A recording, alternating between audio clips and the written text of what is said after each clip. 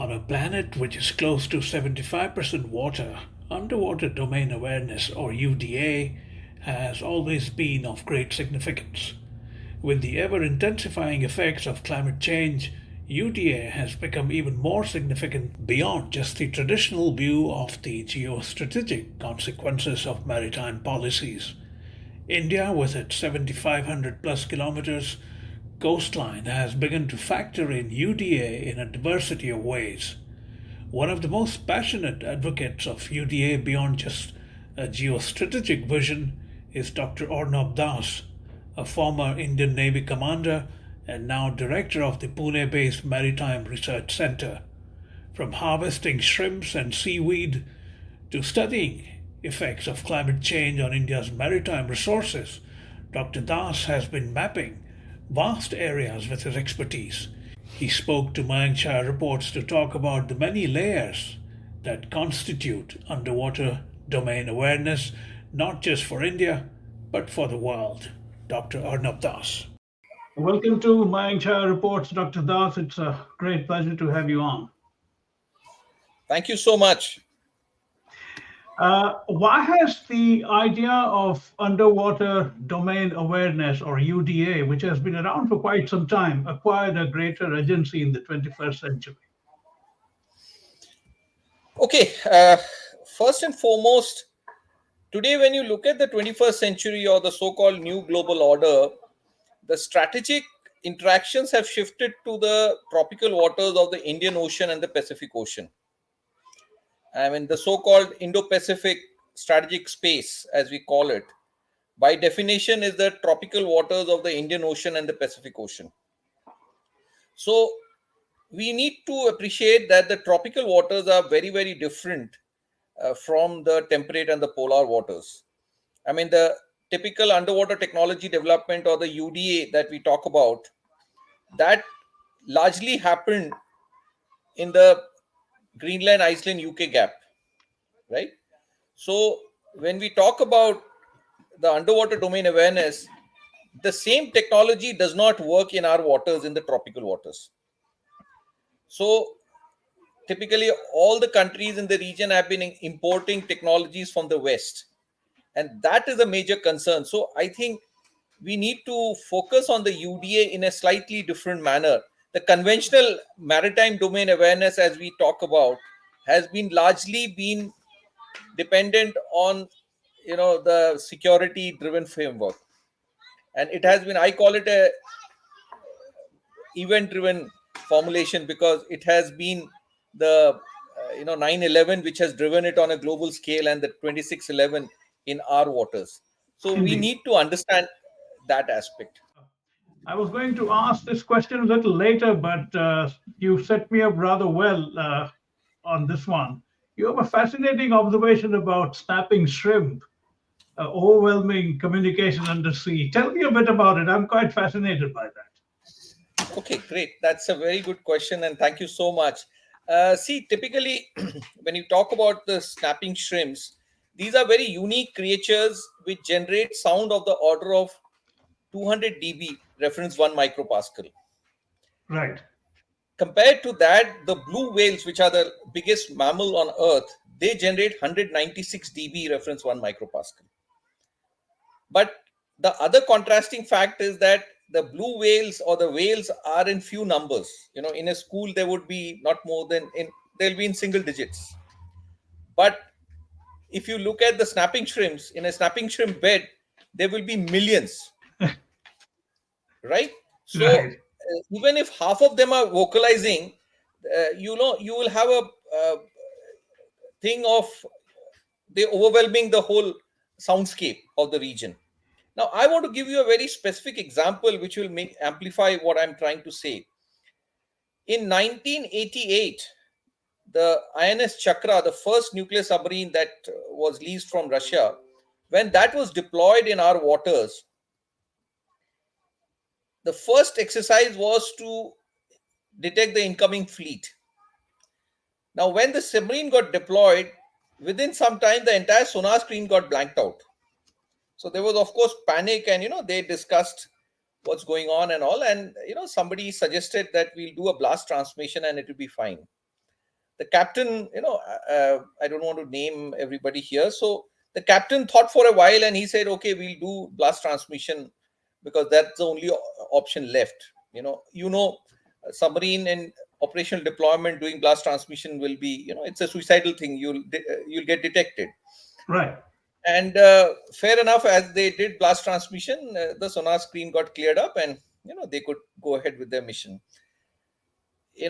They wrote about the captain wrote in a blog after a few years that this was possibly a snapping shrimp I see. incident.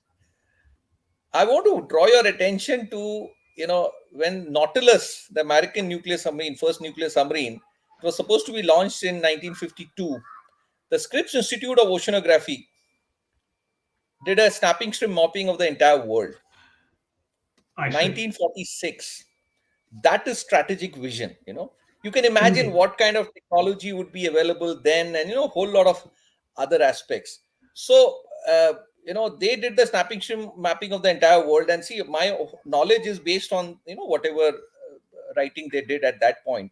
And that report very clearly says that the habitat of the snapping shrimp is the tropical waters, right? Right. So, and strategic submarines are not for your own waters, that for water, far beyond your Indeed. shore. So Yeah. if you just put these things together, we need to understand that, military requirements or military deployments have a far bigger dimension beyond the conventional thinking that we have. So this is I- a very different dimension of UDA. And see, yes. the kind of studies that happened on snapping shrimp in those days, has really advanced science or underwater science to an extent that we understand in a far different manner. I want to draw your attention to what we did. I wrote a paper in 2013 on this, very elaborate paper on what we need to do and all that. But somehow I could not convince the establishment that this needs to be given priority and has to be taken forward. So I thought that when I started my organization in 2017, that should be my first priority. And so when we started the work, we first thing was the habitat mapping we did. The habitat mapping revealed that there are 14 subspecies of snapping shrimps, each of them having their own unique vocalization pattern. Right. Now, that is not enough. We had to do the soundscape mapping, So that took us to the next stage of, when do they vocalize? What are the triggers for vocalization? And, it was a very elaborate work that we did. Now, I did all this and I was very satisfied and happy with my team and myself that, we have done this. So I was talking to a very senior leader, I mean, you see, when you run an organization, you go seek support and all that. So I was just, as a conversation, I was narrating this story and he stopped me and said, Arnab, what have you done for the community? So I did not have a straight answer, and neither did I want to, make an answer right sitting there then and there. So he said, Arnab, 20 years back, I was in Vietnam, and those guys were laughing at us that we are in a tropical paradise, and we have really not made use of the resources that we have.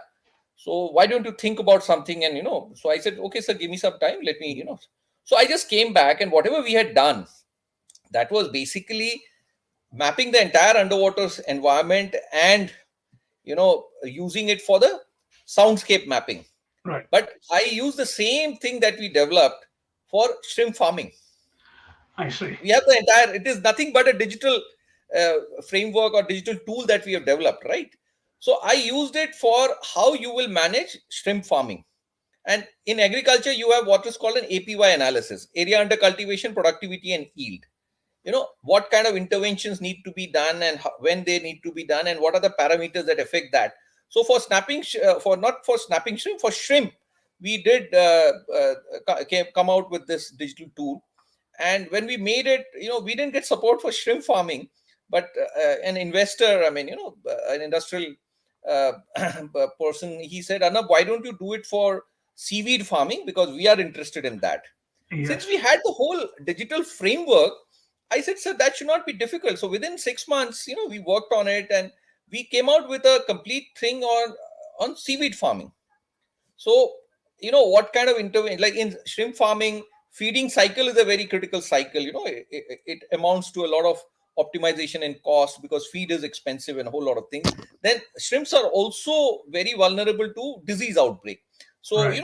so monitoring the underwater parameters and then, giving predictive algorithms and, so if you have a predictive input, you can actually do the intervention in the right time. Otherwise, what is the point in doing intervention if once the disease outbreak has already happened? So, these kind of things. So and we got reasonable funding to cover, I see. work on the shrimp farming or the complete base that we did. So what I'm trying to tell you, and now see, these are just two species. When we talk about the underwater domain, then we extended this to some freshwater species like common carp, rahu, Right. katla, and all these are very commercially important species in the freshwater systems.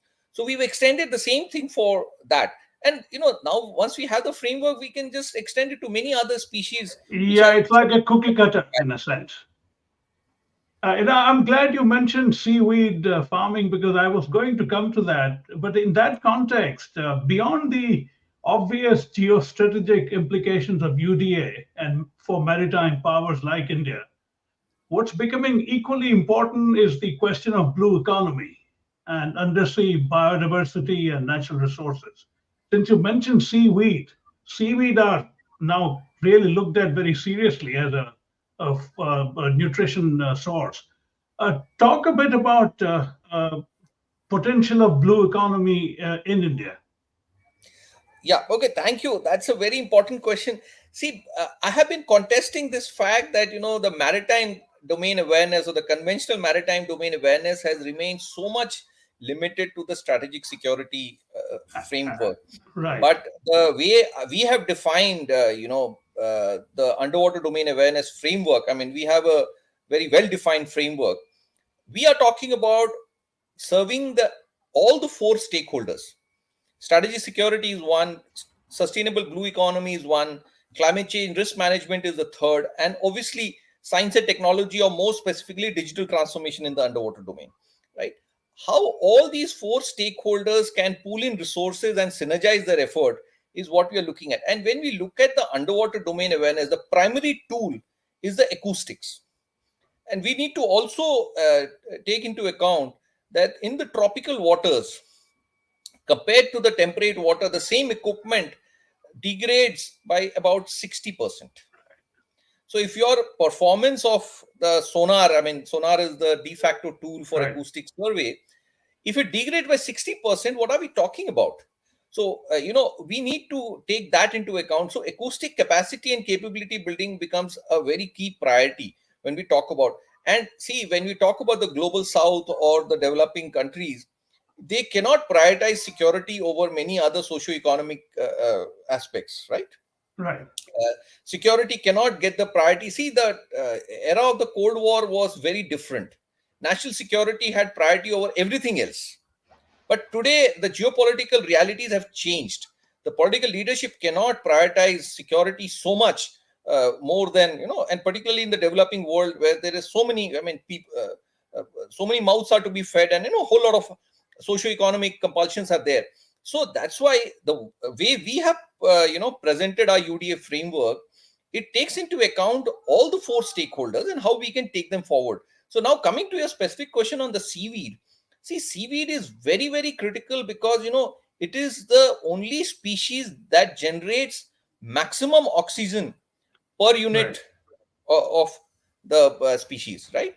And right, plus, it is useful for various things. I mean, whether you want to talk about phosphorus, nitrogen, for organic farming, this will be the best thing to use, and whole lot of in the pharma industry, even in the chemical, I mean the paint industry, there is so much that one can and this is all will be so-called organic, as we say. So see, in India right now we are producing just about 25,000 tons. The government's own target is 10 million tons, right? I see. So Yeah, this is a very big priority area. The policymakers do understand the importance, but from going from 25,000 tons to 10 million tons is a a big journey and a long journey, and there are huge amount of challenges. Probably that's not the subject of our discussion now, but right, all of this will bring the UDA into big focus. The How do second you? aspect I want to Sorry. bring to your notice, Yeah. uh, No, go ahead. Go ahead. Sorry. yeah, Sorry to interrupt. Go ahead. see, the second aspect is, you pointed out the blue economy. See, we also, when we talk about development, whose development are we talking about? See, that coastal communities, riverine communities, they many times they get undermined. And see, the biggest challenge is, see, the coastal community, see, their practices also need to be supported by the financial institutions, right? The fishermen or the farmers, they need to be supported. But typically what happens is, because of the high level of uncertainty in their practices, they don't get support from financial institutions. But now this digital transformation can really bring down the uncertainties that we talk about, and that can be a major factor in taking development to these communities. Right. uh, I mean, a farmer's son or a fisherman's son doesn't want to remain a farmer or a fisherman. That's really very sad. So how can we empower? I think the digital transformation, I mean, it's not that I'm saying, I mean, that's the whole understanding of digital transformation. But what we are bringing is the actual implementation of it. I mean, how to make it happen on the ground. So Right. I think the whole UDA framework has phenomenal, applications, and how we read it. In fact, I mean, if you allow me half a minute more, uh, when we say the whole digital transformation underwater domain, see, I call it three categories. The first is the high tech data analytics people, who will analyze the data or make the whole data analytics happens. The second aspect is the domain expertise. I mean, all the AI community, or people who do data analytics, for them the domain knowledge becomes a major hurdle. So how to generate those domain expertise, whether it is signal processing, robotics, and a whole lot of aspects that requires so I call it, put it into the second community or second category of people. The third is, you have to take it to the ground or take it to the water. So the field implementation or the field experimental validation will require people who are comfortable with the waterfront. And Right. who other than the coastal community or the riverine communities, if we can skill them appropriately or adequately, they have so much comfort with the water bodies that they can contribute significantly. And particularly, when I talk about the Indian Ocean or our subcontinent, like if you just talk about the BIMSTEC alone, it caters to 25% of humanity. Right. The population is the demography is very unique. We have a lot of young people. They're all aspirational. They want to contribute. They can do a lot also. They're talented. I mean, we must accept. So they just need a bit of direction. So with the proper skilling, they can really make the whole digital transformation happen. Right. So I think it's a win-win for all of us. Considering that legacy sonar technologies do not work in Indo-Pacific waters, as you pointed out, what new technologies do you think India needs to and can develop? And attached to that is the question of the use of AI and understanding this massive data that will come up, because after all, Earth is 71% water. So talk a bit about that. Yeah, thank you. That's a very important question. See, it's nothing new technology, but it is, modeling and simulation in our waters, understanding the tropical waters, the acoustics of the tropical conditions. That is what we are talking about. See, AI without the domain knowledge makes no sense. So the acoustic signal processing, as we call it, is Right. what is required.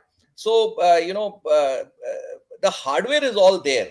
It is the understanding of the algorithm, mapping it onto the local condition is what we need to do, right? So I mean, in signal processing there are enough underwater channel models that are available. I mean, since the Cold War era, the Western world has been doing underwater mapping and underwater modeling, but those models do not work as in our waters, but they need to be customized in our waters. So that's all is required.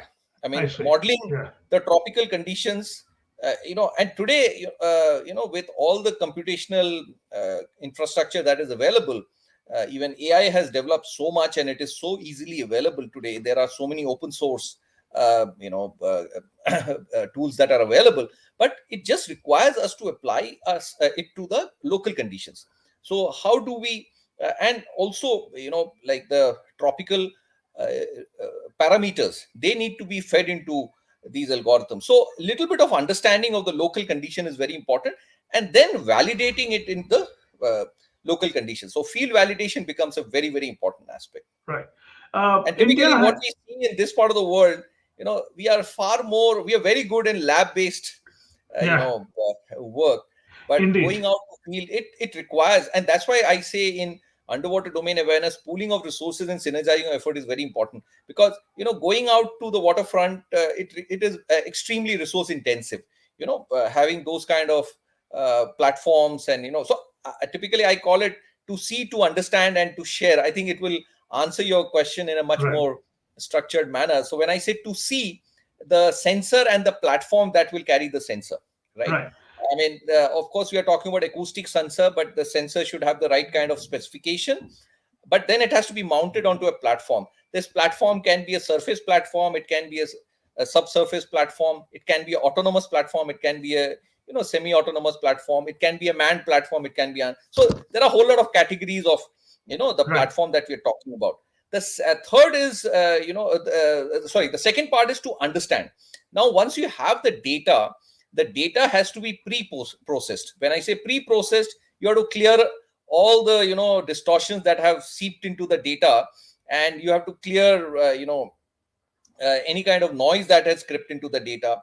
There are errors that can come in because of the use of whatever a receiver, and there could be some equipment related aspects, so they all need to be cleared. The second is to process the data for a specific application, the application specific analysis.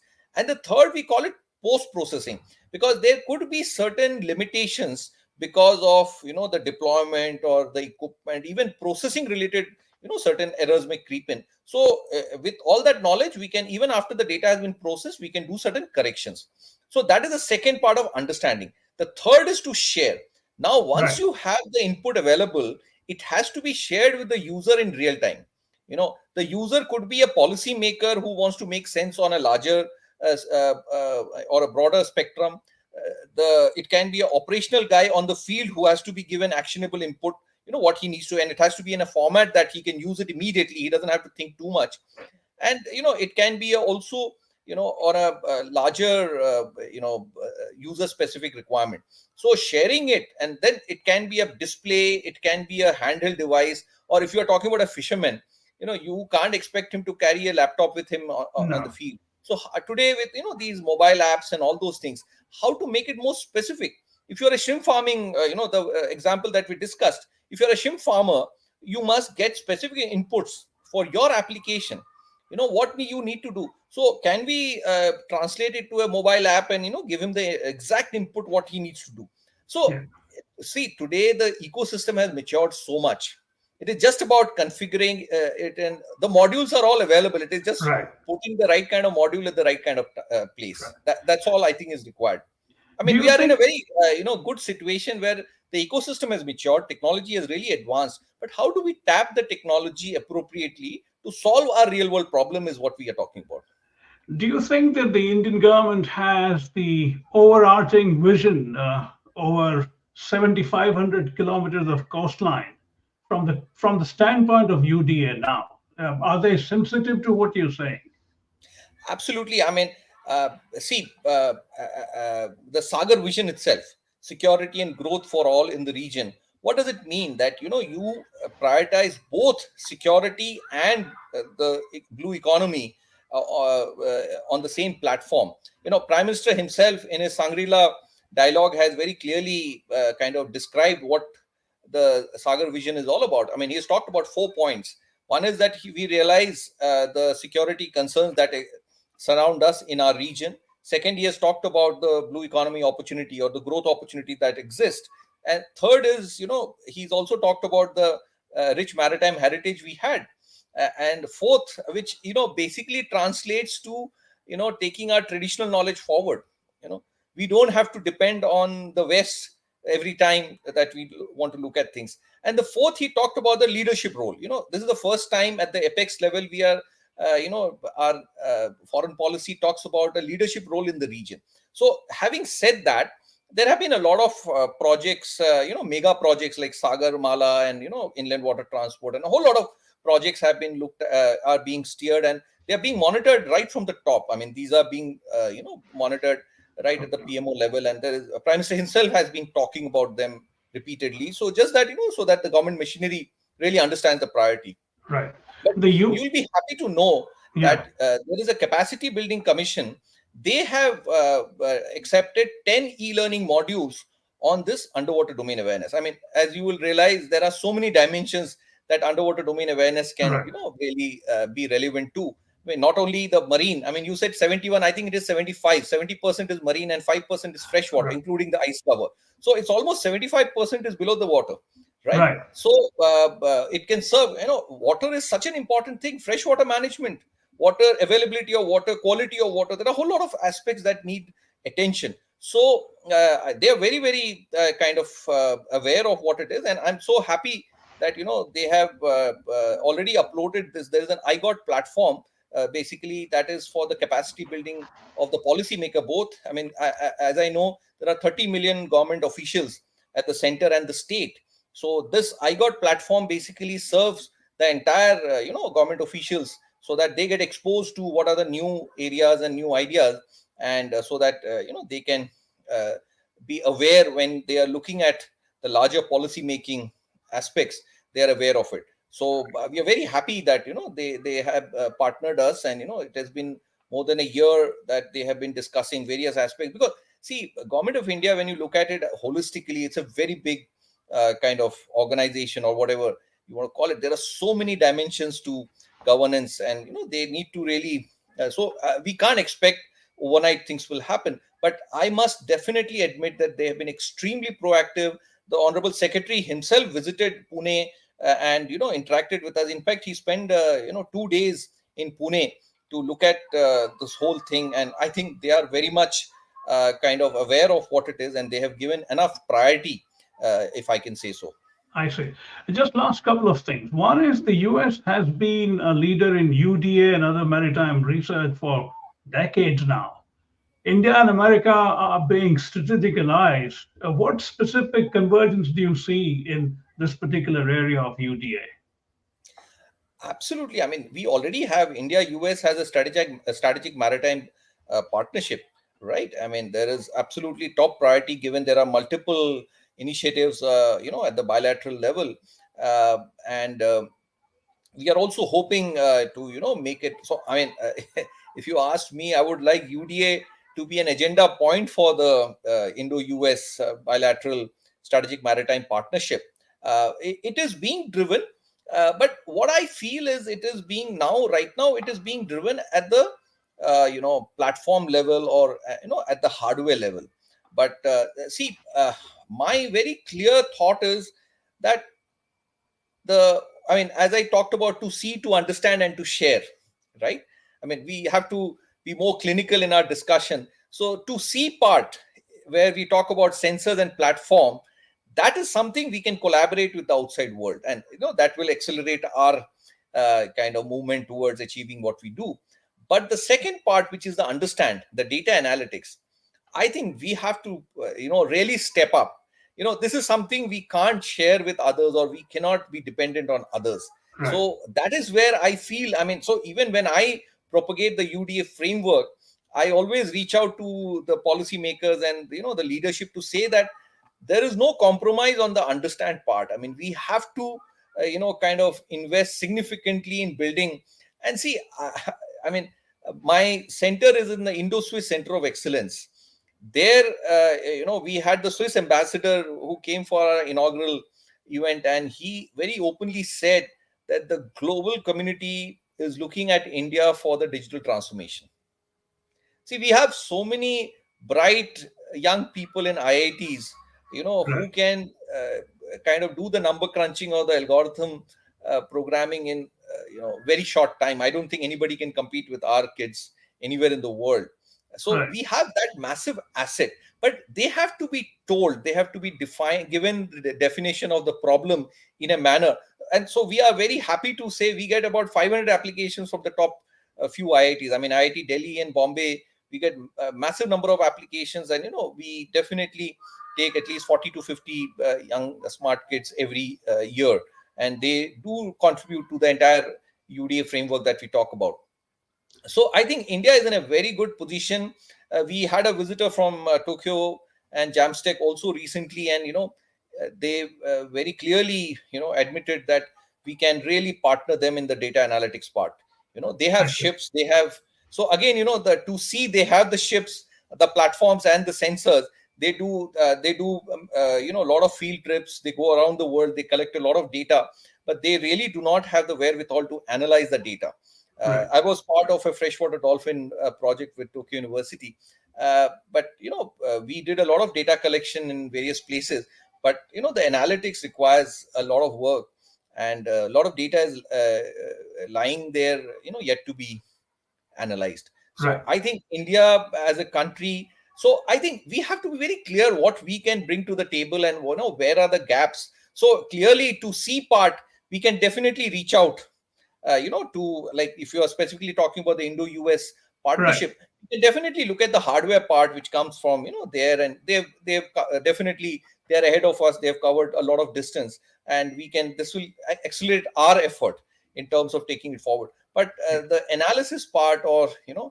the understanding part, I don't think we can even share that, because that will really compromise the confidentiality of, people don't even realize that the ambient noise data also is very, very sensitive. You can Absolutely. draw so much more information even when there is no platform or no ship or no real Right. data. The ambient noise itself is very, very sensitive, and needs to be Yeah. treated with that. Everything is intelligence these days. To conclude, Dr. Das, how do you look at climate change from the standpoint of UDA? Oh, absolutely. That's such an. I mean, see, the. I mean, I would like to draw your attention to a system called the ATOC, acoustic thermometry of the ocean. Right. This is almost 40-50 year old system, which was developed by the US. They kind of told the world that it is to monitor global warming, because see, underwater sound is very, very sensitive to the temperature change. For every 1 degree centigrade of temperature change in the underwater, the speed of sound varies by 4.6 meters per second, right? So any change can be very quickly or easily monitored by underwater sound. How the propagation changes.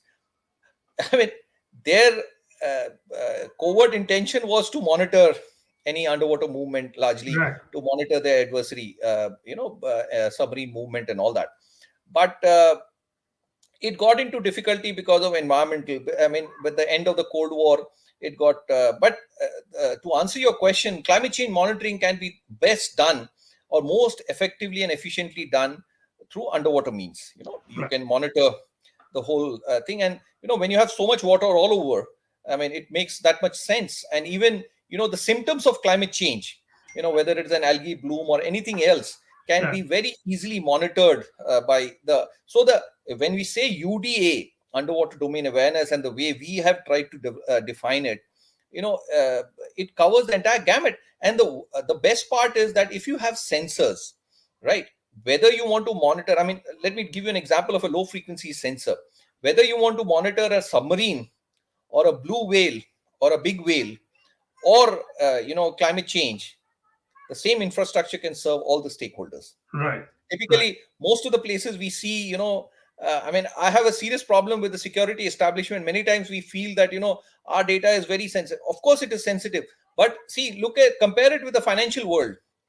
Their data is equally sensitive, but they have not closed their doors. They have to still serve customers. So with technology today, with AI and all that, you can still keep your Right. critical data protected, but you can still be open to interacting with the larger community. And see, you need a lot of resources. If you do not engage with the other stakeholders, how will you fund the cutting edge development that is required? So Right. that's my submission at this point, because Yeah. in the if you look at post the Cold War era, I mean, after the Cold War ended, even in the US, there were a lot of questions asked. Can you have exclusive, kind of infrastructure only for strategic security? How can the taxpayer fund that, and a whole lot of things. Then the question of, even after the Cold War ended, defense projects had to submit environment impact statements, right? Right. So,